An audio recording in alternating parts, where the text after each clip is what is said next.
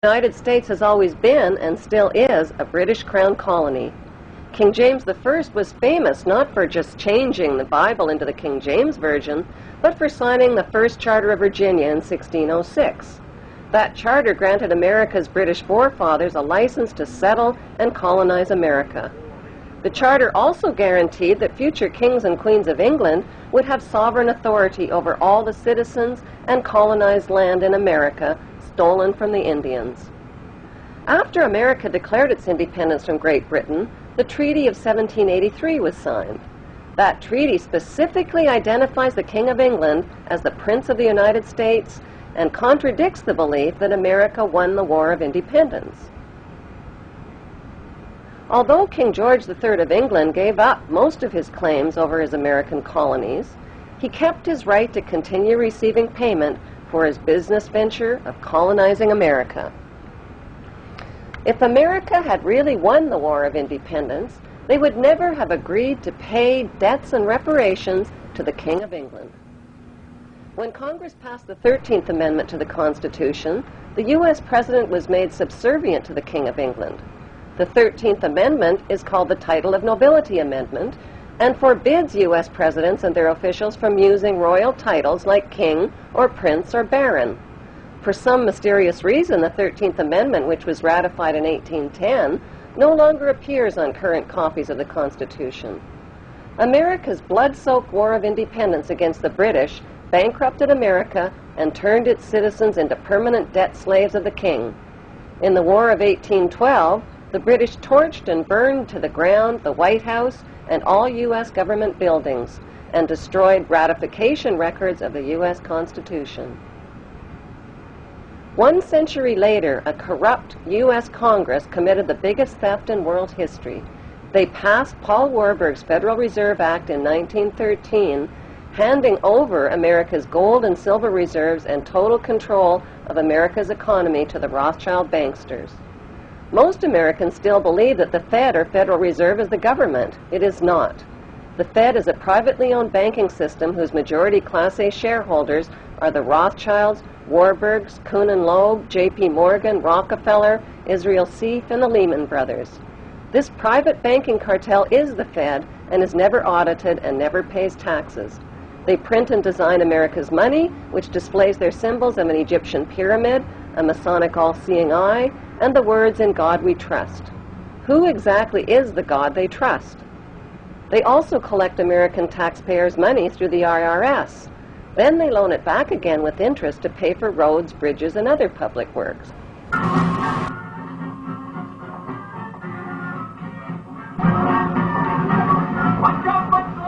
American presidents are handpicked and financed by these special interest power groups. Like George W. Bush, John Forbes Kerry, whose initials are JFK, is a member of Yale University's Skull and Bones Brotherhood. The Forbes part of John Kerry's name identifies his descendancy from Captain Robert Bennett Forbes, who was a drug runner for the Rothschilds' opium drug trade with China in the 1800s. Most U.S. citizens believe that the United States is a country and that the President is the most powerful man on earth. The United States is not a country. It is a corporation, and the President is President of the Corporation of the United States. He and his elected officials work for the corporation, not for the American people. Since the United States is a corporation, who owns the corporation of the United States? Like Canada and Australia, whose leaders are prime ministers of the Queen and whose land is called Crown Land, the United States is just another Crown colony. Crown colonies are controlled by the empire of 3 city-states. At the center of each city-state is a towering, phallic-shaped stone monument called an obelisk that points skyward. In D.C.'s city-state, the obelisk, known as the Washington Monument, was dedicated to Freemason George Washington by the Freemason Grand Lodge of the District of Columbia. The secretive Brotherhood of Freemasons laid the Washington obelisk's cornerstone in 1848 and contributed 22 Masonic memorial stones. 250 Masonic lodges financed the Washington Monument obelisk, including the Knights Templar Masonic Order. At the heart of London city-state is a 187-ton, 69-foot-tall Egyptian obelisk called Cleopatra's Needle. It was transported from Egypt and erected on the banks of the River Thames. In Vatican City, another Egyptian obelisk towers high above St. Peter's Square.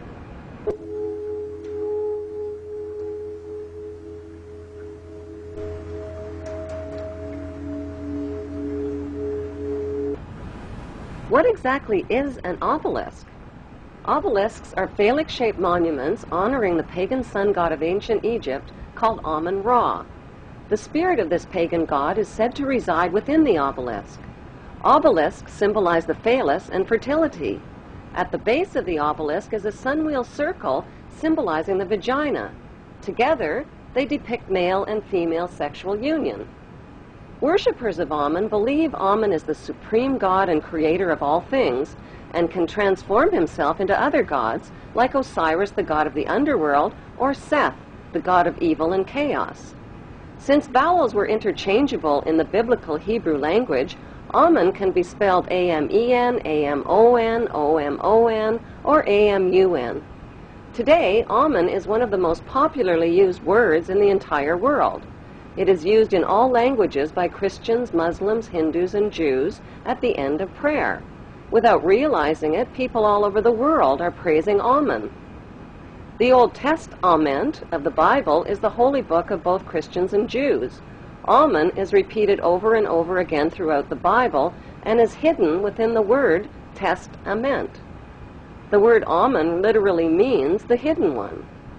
Many are fooled into believing that Amun means so be it or truly, but in Kings 1 verse 36 of the Old Testament, Amun is identified as the Lord God of my Lord.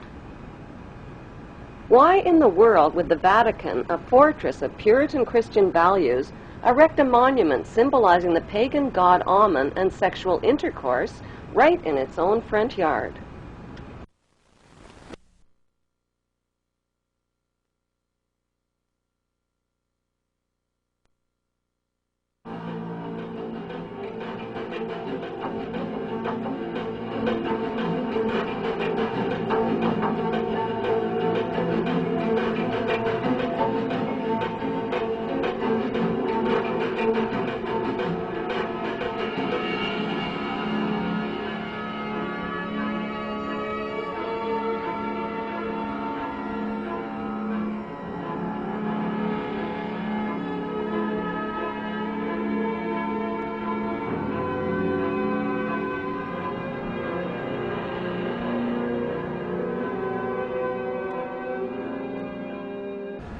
Bloodshed between the Israeli Jews and the Palestinian Muslims is routinely reported by the Western news media. But how much does the general public really know about what's going on in Israel? And why should they even care? Why? Because Israel has written human history, and it is also writing the future of humanity. It is important to know that the land now called Israel was originally called Canaan in ancient times. Canaan was populated by the Canaanite people, who were the ancestors of today's Palestinians imprisoned in refugee camps in Israel. About 3,500 years ago, the Semitic Hyksos kings ruled Egypt for 100 years, but were expelled from Egypt into Canaan. The Egyptians called these Hyksos people the Habarus, which means Hebrews. These expelled Hebrews invaded and conquered the land of Canaan and changed the name of the land from Canaan to Israel.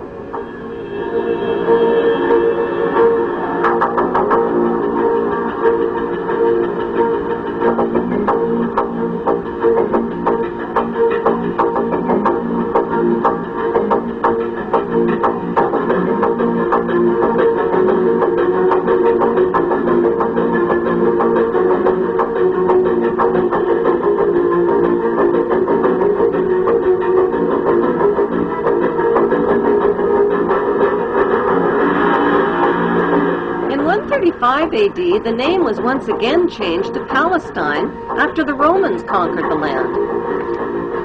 As recently as 1948, the name was officially changed back to Israel again by the Hebrew Zionists, who slaughtered and drove the Palestinian people from their homes, land, and villages after World War II.